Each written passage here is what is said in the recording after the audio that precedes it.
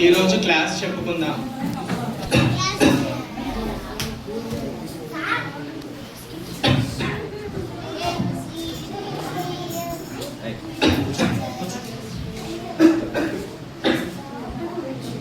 అయ్యో, ఇదేంటి బ్లడ్ వస్తుంది తగ్గుతుంటే? పిల్లలు, ఈరోజు క్లాస్ క్యాన్సల్. రేపటి క్లాస్లో కలుసుకుందాం. అయ్యో, తగ్గుతుంటే బ్లడ్ వస్తుంది ఏంటి? ఒకసారి డాక్టర్ని వెళ్ళి కలుస్తా.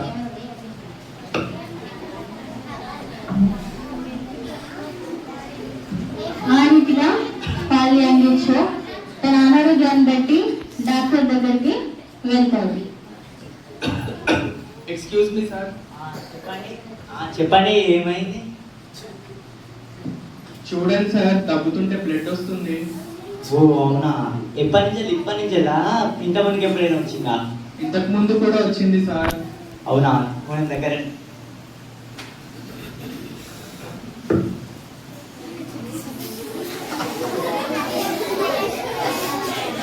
శ్వాస వేసుకోండి.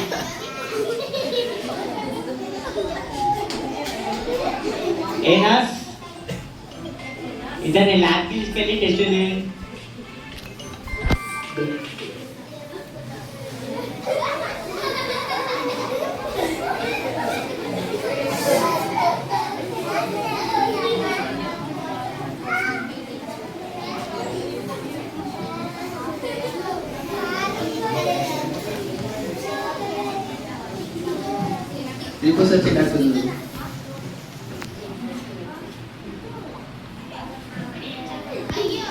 మీరే వచ్చారా, ఇంకెవరైనా వచ్చారా?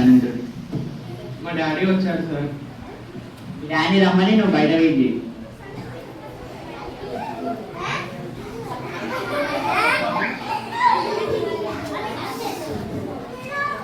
మీరే నా పాలు ఫాదర్?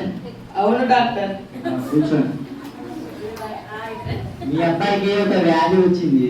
ఆ వ్యాధి పేరు టీబీ. టీబీ వ్యాధి వచ్చింది. అది 6 నెలల వరకు మీ అబ్బాయి బతుకు వెళ్తాడు. అవునా? అవును. దీనికి పరిష్కారం ఏం లేదా డాక్టర్? లేదు. నా కొడుకే గది రావాలా?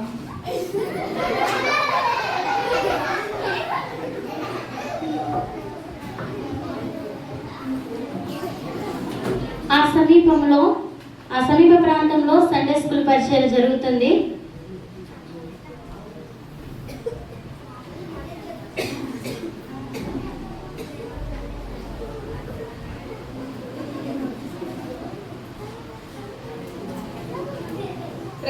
పిల్లలు,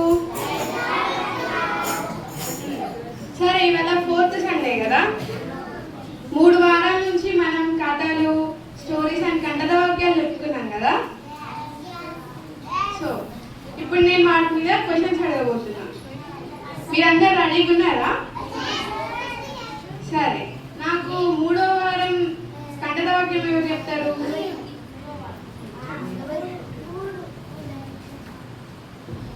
యేసు రక్తము ప్రతి భాగంలో నుండి మనలను కడుగుతుందో మొదటి యోహాను 1:7. గుడ్, మంచిగా చెప్పింది. ఇప్పుడు 2వ వారం పాట ఎవరు పాడతారు?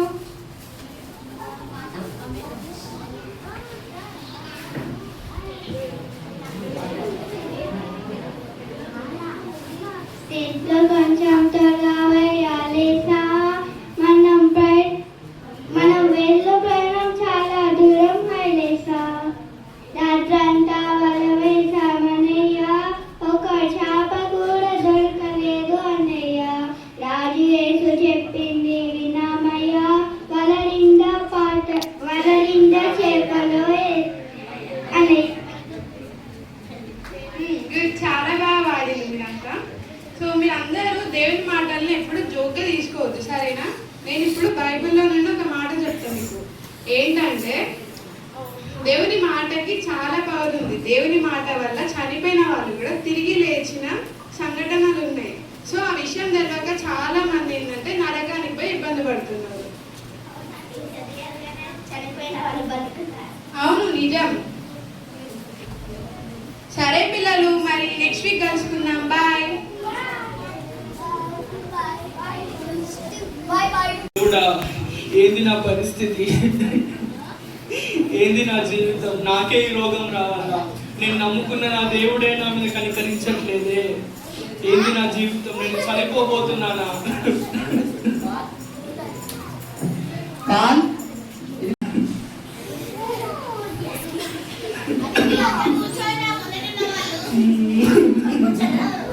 అలాగా సండే స్కూల్ ముగించుకొని సండే స్కూల్ పాప అలా వెళ్తుండగా వాళ్ళ ఇంటికి దారి మధ్యలో పాలు వ్యంగించుకొని చూస్తుంది.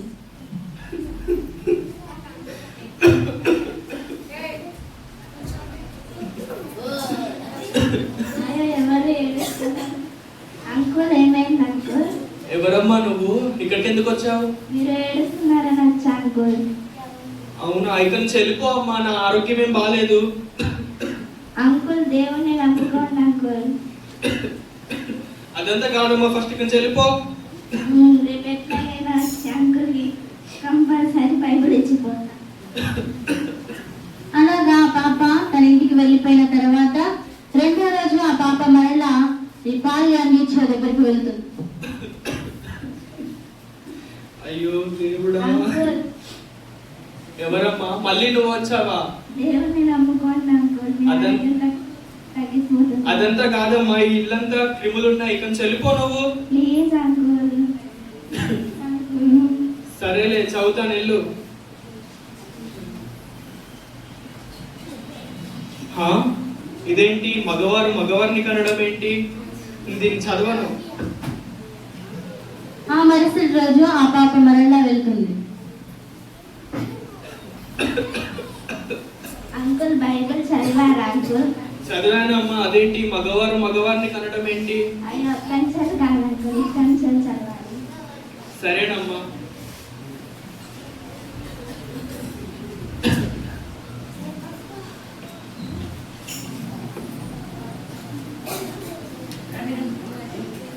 ఒక సాయంత్రం వేళ పాల్కి ప్రభు దర్శనం కలుగుతుంది. కుమారుడా పాల్, నేను సర్వశక్తి గల దేవుడను. నిన్ను రక్షించుటకు, నిన్ను స్వస్థపరచుటకు వచ్చినటువంటి వాడను. నీవు నా సంఘమును కట్టుదువు, నా సేవ చేయుదువు. నిన్ను స్వస్థపరచు దేవుడను నేనే. అలాగా క్రమేసి పాల్ స్వస్థత నుండి దేవుడు పరిచయం చేయడం ప్రారంభిస్తారు. ఒకరోజు కూటమి జరుగుతున్న సమయంలో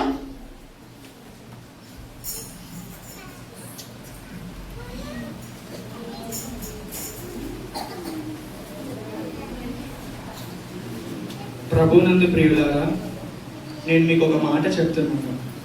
ప్రభువును నేను ఒకటి అడిగాను, దాని విశ్వాసంతో గర్భం దాల్చాను.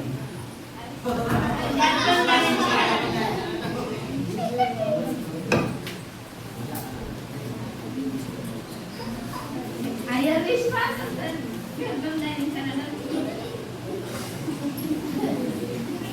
అవేంటిదంటే ఒక కుర్చీ, ఒక బల్ల మరియు ఒక సైకిల్. విశ్వాసంతో దాన్ని నేను పొందుకుంటాను. ప్రార్థన చేసుకుందాం. యేసయ్య, మా పాపాలను క్షమించండి, మమ్మల్ని కాపాడండి. ఆమేన్.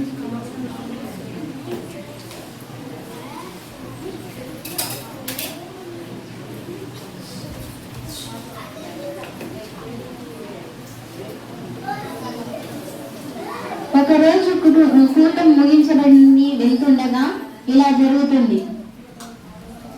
హే పాల్, నాకు ట్రాన్స్ఫర్ అయింది. నా యొక్క సామాన్లు ఇవ్వడానికి వచ్చిన నా సైకిల్, బల్ల మరియు కుర్చీ నీకు ఇవ్వమని నాకు ప్రేరేపించబడింది. అవునా, థ్యాంక్ యూ సార్. ప్రజలారా, చూసారా, మనం విశ్వాసంతో దేవుని ఏదైనా అడిగితే దేవుడు మనకు అది ఇస్తాడు. ఈ చర్చ్, ఇంత పెద్ద చర్చ్ కట్టింది కూడా దేవుడు నాకు వాగ్దానం చేశాడు, ఈ చర్చ్ నేను నింపుతానని. అలా ప్రారంభించిన పాల్ వ్యంగించే పరిచర్య విశ్వాసంతో మొట్టమొదటిగా 5గురితో ప్రారంభించబడిన పరిచర్య కొన్ని సంవత్సరాలు గడిచేసరికి 8 లక్షల సంఘంగా మారింది. ఆ పరిచర్య అలా మారడానికి కారణం ఏంటంటే వ్యక్తిగత ప్రార్థన, అదే విధంగా బృందానికైనా ఆయన ప్రోత్సాహం ఇస్తారు. అదే విధంగా ఇంత పెద్ద పరిచర్య జరగడానికి సండే స్కూల్ విన్న దేవుని మాటలను బట్టి ప్రపంచవ్యాప్తంగా అతిపెద్ద సంఘానికి నాయకుడిగా మారాడు పాల్ యాంగిచో. పిల్లలారా, మీరు కూడా సండే స్కూల్ పాప ఏ రీతిగా అయితే పాల్ యాంగిచో అంకుల్కి రక్షించినట్లు మనం కూడా అలాగే సువార్త చేసి అనేకుల్ని రక్షించాలి. Praise the lord.